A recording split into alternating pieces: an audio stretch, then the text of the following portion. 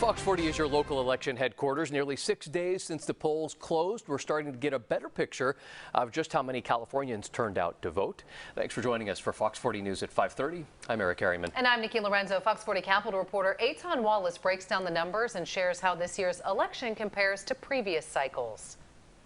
Statewide turnout was very similar to the last midterm election 4 years ago. Only this time, one analyst tells me voter enthusiasm here in California likely boiled down to one key issue.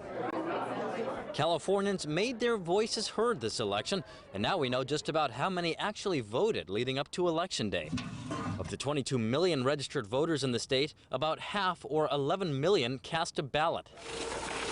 The figures coming directly from Political Data Inc., or PDI, an independent vendor working to provide voter and election-related information to campaigns across the state. Were you surprised by that turnout?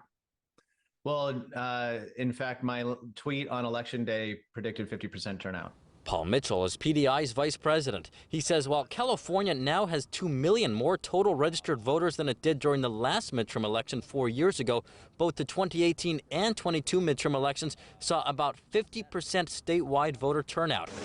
Why it was not higher, he says, unlike presidential elections, several top-of-the-ballot races during midterm elections in California just do not garner much attention or competition. If you're a voter here in California, you might not even know that there's a U.S. Senate race. But if you're a voter in Georgia or in Pennsylvania, Arizona, in those states, the top of the ticket, those U.S. Senate races and also competitive governor's races really amped up voter turnout. Still, he says there was one issue that likely drove large amounts of California Democratic voters to the polls. The issue of abortion.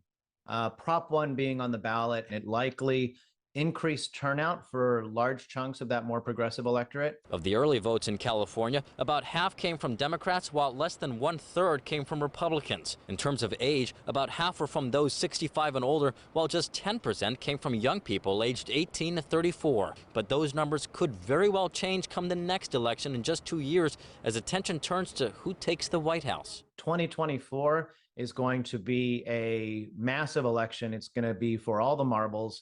It's going to be really interesting to watch that build up to that election.